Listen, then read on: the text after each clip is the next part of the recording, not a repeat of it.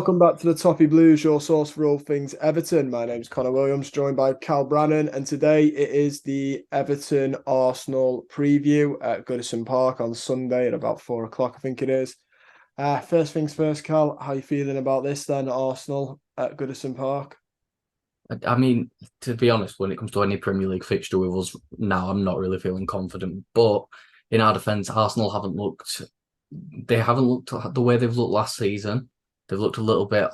No, I won't say off the pace because obviously they performed well against Man United, but at the same time, Man United haven't been anything special compared to the standards that were set for them before the season. But yeah, I feel like especially you look at the Fulham games, it feels like this Arsenal team's very wasteful with their chances, but at the same time, so are we.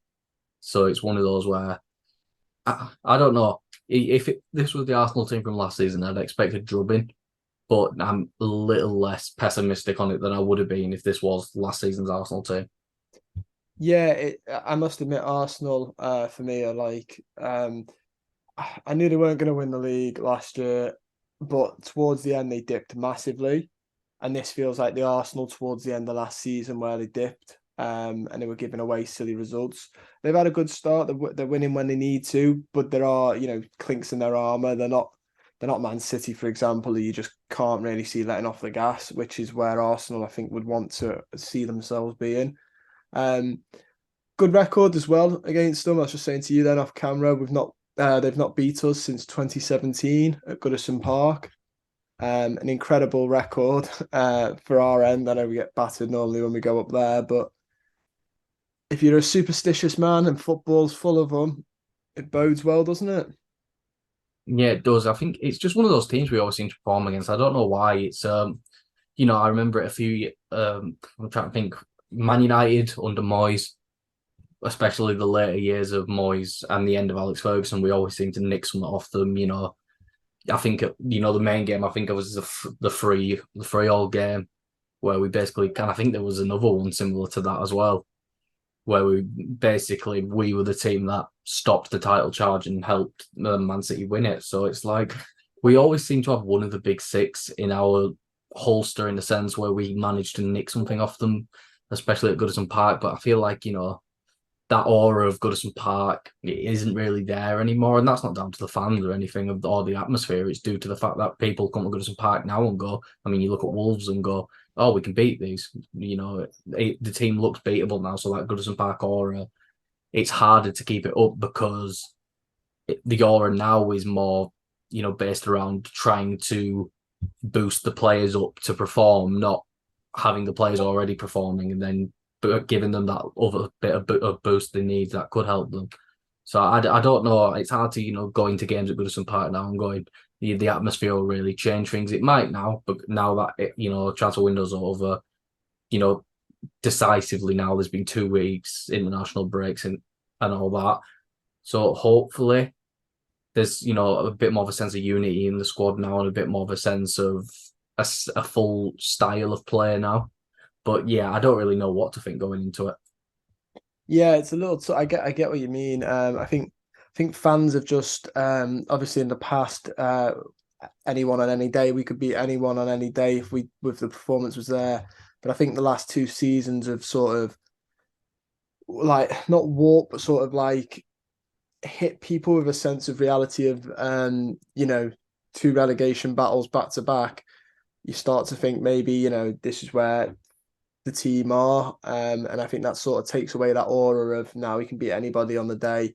Because if that was the case, we wouldn't be where we were the last 2 years. And it's worth noting as well, last year the atmosphere was good, but it was Sean Dyche's first game.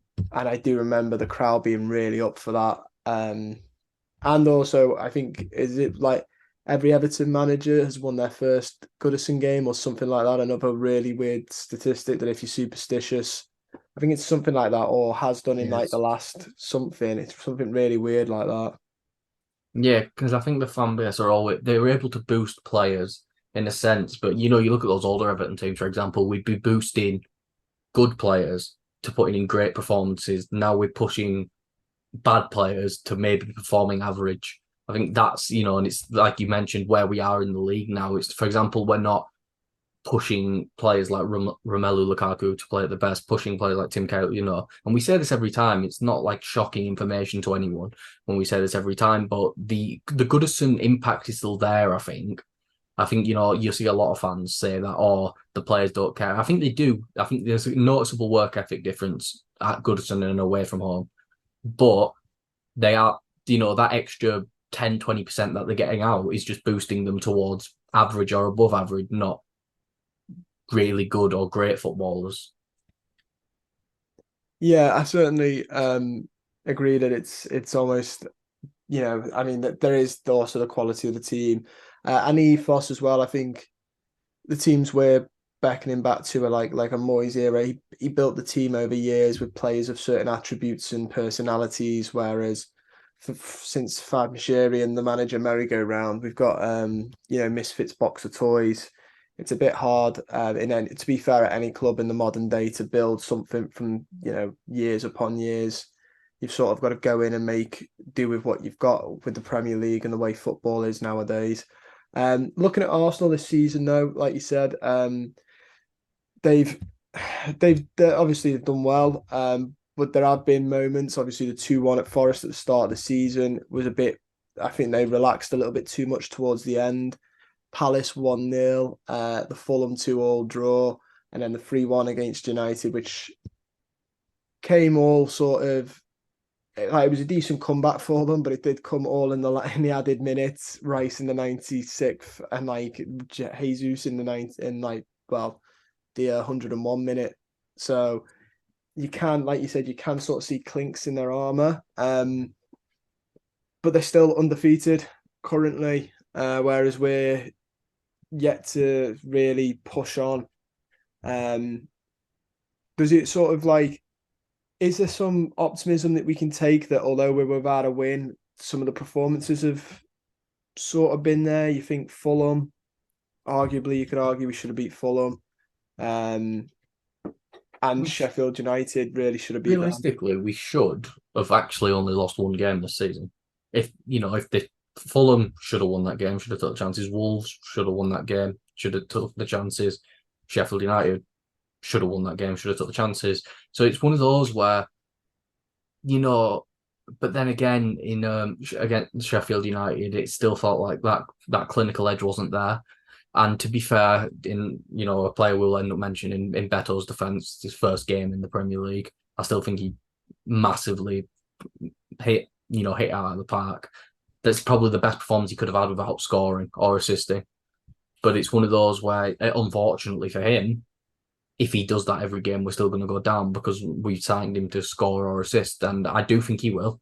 He's given no reason he's adjusted well to the Premier League. He's given no reason to show why he wouldn't. And with his pace against a team like Arsenal, it may work better to be able to catch them in behind because they'll want to play a high line. They'll want to push forward, which gives us a chance compared to, against Wolves and Sheffield United and not so much Fulham. We had moments where we were on the ball, especially Sheffield United. I know the possession stats were close, but if you look at all the big moments, it felt like it was us really and only us. But the teams around us in the league have realised, just give them as much of the ball as we can because they can't create the chances that they need or they can't put that final ball in that they need. We might create the chance, we'll get it to that, and then it'll be the last two sequences that ruin it for us. So I think it's difficult to say really because I still don't think we have a gauge on the level of goal scorer Beto is yet. So I think it's one where our biggest problem, again, it's weird, has gone from scoring goals to keeping them out. And I know, every Everton source of, every podcast, every YouTube channel has said the same thing. But it's the thing where this is a cycle we're stuck in until players start to score goals. Yeah, it's certainly it's one of them, isn't it? Where if you're not going to score, you need to keep them out. Unfortunately, we are struggling to do both. Like you said, Beto coming in massively boosts. I'd rather watch Beto up front than Neil Moipai. It'll be interesting when all the pieces are back. Obviously, McNeil we saw have a little cameo against Sheffield United. Dominic Calvert-Lewin, whether he's back or not. I know he didn't need surgery on his face and he's had, the international break. So there is all the chance in the world that he appears alongside Beto. It'll be interesting. I think this game is probably the more open that Deitch has had options because once McNeil comes back, it gives him the opportunity to go to his favoured 4-4-2. Whether he does it or not is another story. Because it means dropping one of those midfielders who I don't think have been that bad. I've seen people lashing on midfield. I don't think that's the problem with No, us. I don't think Decore has been amazing. If I had to drop one of the three, it'd be him. I know he's the one that's had the most attacking input, but Onana's actually looked like he can control a game of football. Yeah, the inconsistency still see him there with his decision making at times. And then I think Gallagher has been one of the better players in the team, to be honest with you. I think I see him getting lashed a lot, but I feel like it's because the energy's not really there. I think the only issue with Gallagher now is he can't play 90 minutes. He is 34, to be fair to him. Yeah, but for like 60 minutes of the game, he's still running around and it's not to the same level as 2017. And that's the problem with it. We had him before, so we naturally compare to what we had before, which was, one of the best besides Kante, the best work rate defensive midfielder in the league. He might not be technically or even defensively, but for his work rate, he was behind N'Golo Kante. So it's one of those where, but I think if he's going to go to those 4-4-2, is he going to want to have a midfield two that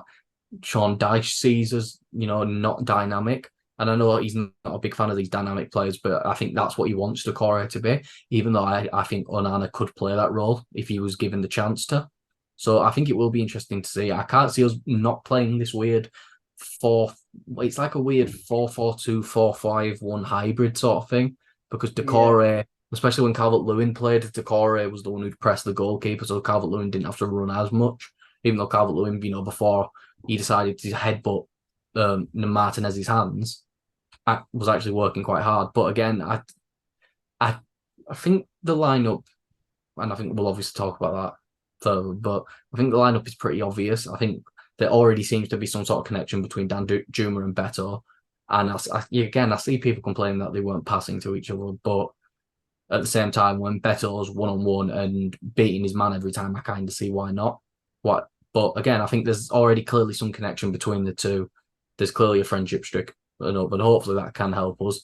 Dan Juma's shown he can have that clinical edge in a competition in the Champions League, and Beto, I don't really know if it was the clinical edge in Serie A. His numbers were good, but the actual goal tally wasn't really there. I think he scored 10. But at the same yeah, time, 10's better than anything we've got right now. I think what was our best last season? 7 from McNeil. yeah. And even that, a lot of that came towards the end of the season. Didn't he get like 2-3? Was it a hat trick he got against Brighton? Yeah, it was from like January onwards, he started to actually really kick on. Yeah, because the first 3 months, people were like, get him gone quickly. And Yeah, then and then once Deitch came in, he sort of, well, once the manager who's probably had him performing to his best came in, he starts performing to that level again. yeah, Um, that's exactly it.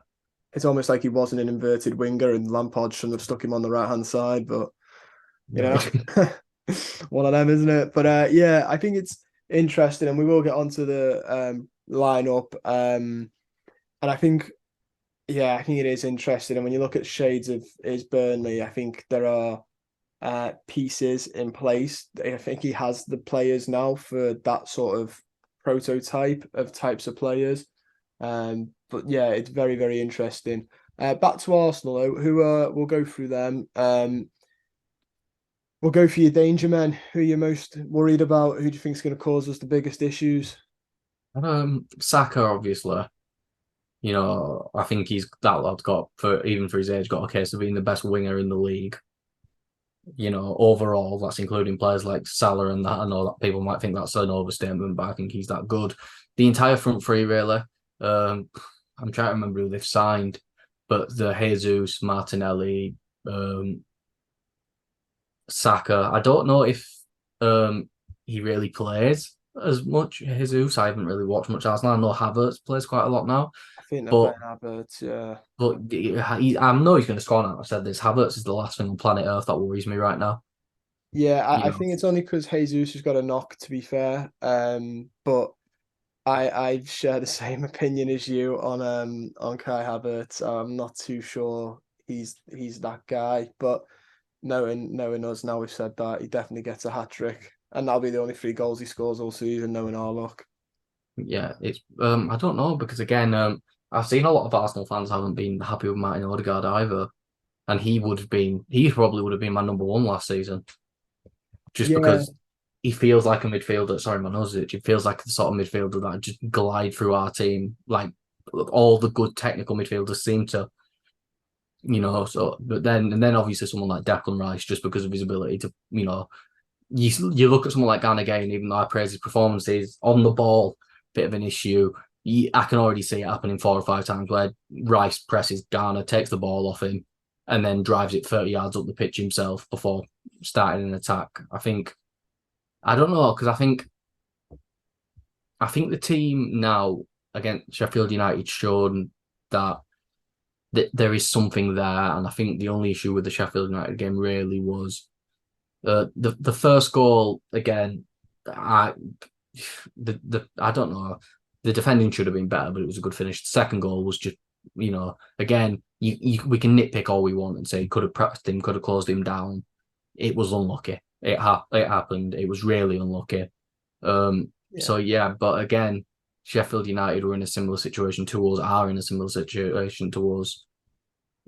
We shouldn't, if we can't if we can't win against teams like Sheffield United, then it's hard to really feel that optimism that we can do something to Arsenal. But Arsenal have shown some lapses in performance, especially against Fulham and Crystal Palace as well. So again, there's no reason that if the team can't find that second gear that we seem to find in all the games where we can find this second gear where we can dominate the game and where we can really control it, which I don't expect against Arsenal. But if Sean Dyche can get the team to come out in this second gear and at least give most of the game in that second gear, then there's no reason that we can't at least give them a bit of trouble to the point where we might be able to nick a point. But again, it's hard to really stay massively optimistic with the performances we've seen, or well, not with the performances, with the results we've seen. Yeah, I think you're right. I think and while we're on about Arsenal, I think it has to be said. Obviously, Declan Rice that you mentioned. Not only do I think he might have a bit of a run around with our midfield, but he's at the heart of everything Arsenal seem to do. Was at the heart of it against United, heart of it against Fulham. His passing range is fantastic. I see some weaknesses in it. I know they're a very popular trend at the minute, but the fact that they invert one of their fullbacks in Zinchenko leaves a lot of space down that right hand side. The only problem with that being you then go, all right, who's our right winger? And it's James Garner, who's a midfielder really. And as good as he is, and he is good, he can put in a decent cross, which is why I think people Deitch is happy to stick him there for now. He's not got the pace to be blitzing and taking advantage of that space before Zinchenko falls back in line. I think the thing is with that, especially, is because if we compare who Man City are doing it, which is now it's Kyle Walker and it was Cancelo, um, compared to Zinchenko, like I like Zinchenko, I think he's really good, but defensively anyway, he's not very good. He's not very good defensively at all, And I know some Arsenal fan might comment some numbers, but if you watch the amount of times that lad he'll get done consistently, and it's not more. It's more he'll get caught out of position because of the role he plays. There's no reason someone why again, and this will probably end up with Patterson getting caught off. But in the end, we can't win a game if we can't score a goal. So you could see someone like Patterson, he is fast. Again, the performances weren't there. It looked better against Sheffield United, especially that cross for the Danjuma goal. It's don't get me wrong, it was one of like 8, and he got one right eventually, but again, if Zinchenko's going to constantly be out of position, then having someone like Patterson or even just playing Danjuma on the right, I know he's technically left, but there's no reason why you probably can't play on the right, and having someone a bit more dynamic on that right hand side to cause problems. And then I don't know because I can't imagine James Garner on the left. And again, You but at the might same time, I can live without James Garner in the starting 11, to be honest with you, even though I think he has been, again, a good player this season. It wouldn't kill me to not see him start. I think McNeil, well, like we are going to get into our 11 in a minute, but I think McNeil possibly is fit by then as well. It is like no, it's certainly interesting. The space he leaves as well, like with sort of like people sort of seem like we don't even have to have Patterson beat him and run to the byline. Crosses from deep, unmarked crosses, unclosed down crosses.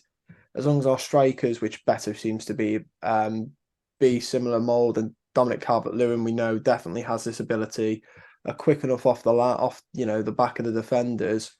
There's no reason why we can't get aerial balls in, and I think probably that's our best chance trying to beat them with a physical game. But it's interesting. I do agree with you as well about Zinchenko defensively. I think half the reason he's playing as an inverted fullback is because he is a midfielder. Hence why for the Ukraine, I believe he plays there. And he used to play more attacking. He used to play as a left winger, didn't he, when he was a bit younger? Which naturally means he's not going to be the best defensive. He's not got Maldini's defensive ability. But yeah, I do think that's a weakness in him. We'll look at the 11 then. Who do you think plays for us? Well, obviously Pickford in goal. I think it's going to be the same back four. Am I confident in Ashley Young against thingy? To be fair, until I didn't watch much of the England game, I was in and out, but until the actual goal against Ukraine, Mikhalenko actually seemed to be doing all right. And ironically, it seemed as soon as the Everton fans started tweeting, "Oh, Mikalenko's actually doing a job on Zakaria," was then when Mikalenko got done. But again, if it's a thing where what I think a lot of people have to realise is I'm not a big Mikalenko fan either. But if the game comes down that side with Saka and Mikalenko gets run past 10 times by arguably one of the best wingers in the league, well, no, one of the best wingers in the league, it happens. Unfortunately, with the quality we have, this is what happens. And I know fans love Seamus Coleman, but let's say Seamus Coleman was in that position. Seamus Coleman would have probably got skinned as well. You look at most of the left backs we've had besides Baines, even Digne would have got, are getting. I don't like Mikalenko. I think he's an okay defender, doesn't really offer anything going forward. And I think Ashley Young offers a bit more going forward, but can't defend. So it's a difficult thing and what's he going to do? Play Ben Godfrey at left back? I don't think that's happening. I think Ben Godfrey might have. Yeah, I think Sean Dyche learned last season that's not really. No, Angelotti managed to do it, but Sean Dyche isn't quite Carlo Ancelotti. Let's no. in the nicest way to Sean Dyche, not quite. But so I think it's going to be the same back four. It's hard to really see any change in the side. Really, I think it's going to be. I think it will be the same. Do I think it should be? Maybe not. I think I get the idea of having Garner can offer a bit more defensive solidarity than someone like a McNeil. But saying that, does he actually? You know, in a right because he played well at right back against other kids.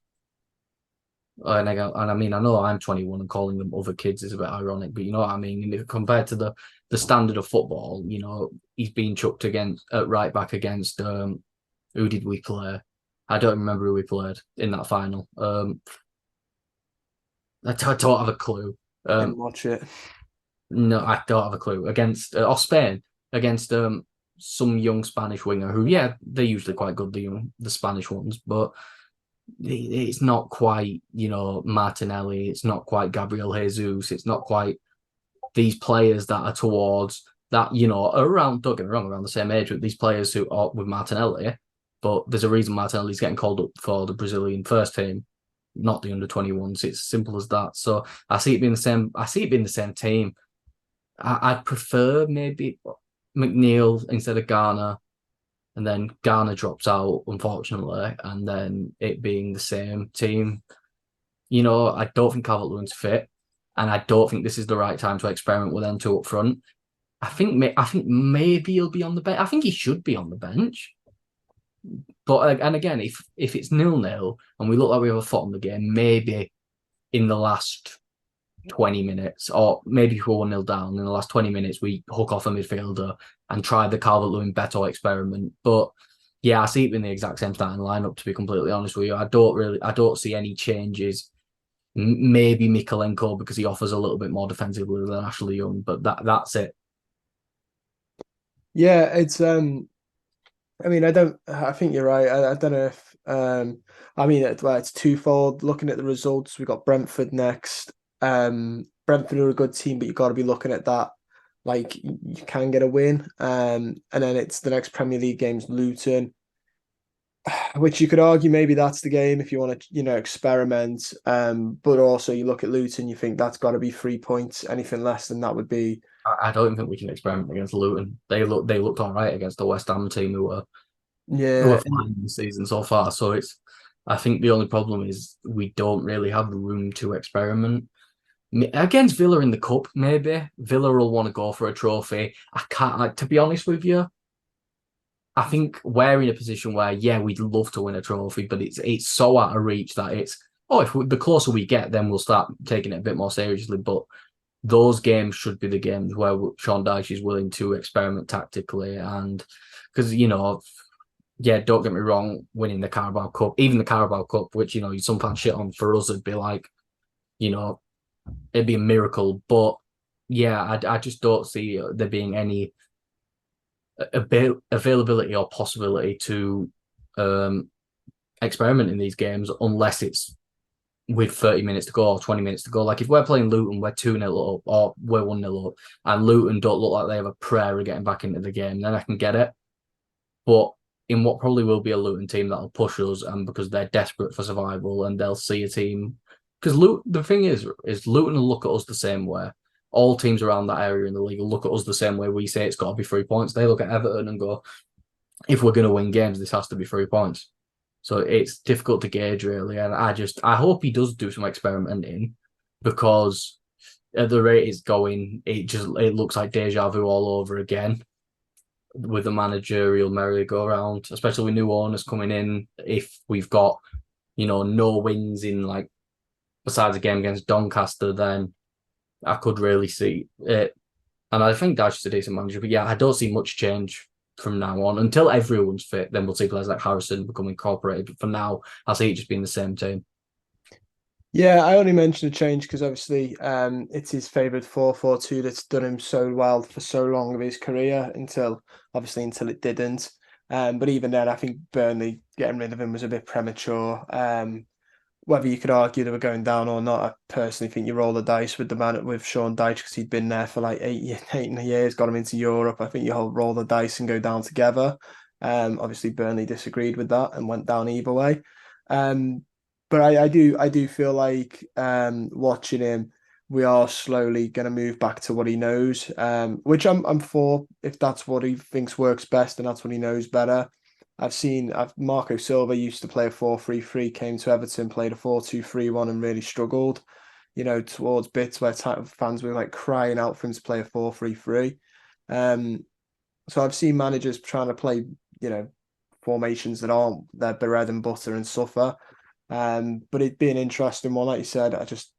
Everyone has to be fit. I don't think you bring back Calvert-Lewin, for example, if he's not fit, because you don't dare risk another injury for this. So it's interesting. The last one before we finish, I'm going to ask your score prediction. Uh, do you know what? I don't think we're going to get drubbed as badly as probably a lot of people do because we only really seem to ever get drubbed by Man City or Arsenal at their ground. I'm trying to think against last season where we got battered, score wise anyway, At, score wise. at home or away? But was there? I don't think there was any difference towards the end. I think even home games were away games until things really started to get desperate because I think it didn't impact the players as much as it does, which is why it's the one thing I liked about Beto, especially, is in mentioning how excited he was to play Goodison Park. And same with players like Dan Juma. The one thing I'll say about the crop that have come in, they seem a bit more passionate to actually play in front of the home crowd than some players we've had in the past, which is always a big improvement. But I'll say 2-1 Arsenal. I think it's gonna. Ironically, I think it's gonna be that game where we take the lead, hold on to it, hold on to it, hold on to it. Then they get one, and like every time we play Man City, like the classic formula when we play Man City, when we'll do okay, we'll keep them out, we'll keep them out, we'll keep them out. then they get one and the floodgates open. I see it being that. I see us actually taking the lead, but then Arsenal's quality show out, our squad quality shows out, and they're eventually able to nick the 3 points. But I think again, there'll be more positives to take from the situation, and the fact that I think we're gonna continue the constant stream of the performances improving each game, even if the results aren't picking up. But unfortunately, it is a results-driven business, and I do see us losing again. Yeah, I think you're right. I don't see us envision us getting absolutely railroaded, or I hope not anyway. Um, Sort of like the last time, I think last season we got it. We got a couple of 4-1s, didn't we? Yeah, well, Villa this season as well, obviously. That's Yeah, just come to my mind now. but I can't remember. Like I think the last time other than that was against Spurs, Brighton, wasn't it? Or Brighton battered us uh, that was in, 4-1. in Lampard's last name. Bournemouth battered us twice. Yeah, Bournemouth did. And then after that, it was probably the Spurs one where we went to Spurs playing a high line with under Frank Lampard and got absolutely demolished. Um, Yeah. Under Dyche, it hasn't really happened much. no, no, I think yeah, I think maybe just Newcastle. I mean, or City, but they're City are Yeah, City. but City have pummeled everyone. So Yeah, yeah, it's hard to go to Sean Dyche and go, you got battered by Man City who won the treble. yeah. Especially towards the end of the season, City always seem to put the gas on then. Um, Personally, I think it'll be a tough game. I think it'll be close. My heart's saying something like 1-1. My head's probably saying like 2-1 Arsenal. I think we'll get a goal. Um, I think we'll get a goal, but I just they're still a very very good team, regardless of their struggles. But we'll have to wait and see. But that's everything. Don't forget to like the video, subscribe to the channel if you're not already, and comment your thoughts and predictions down below. We look forward to reading them. Cal, thank you for joining me, Yeah, thank you for having me. and we'll see you guys soon.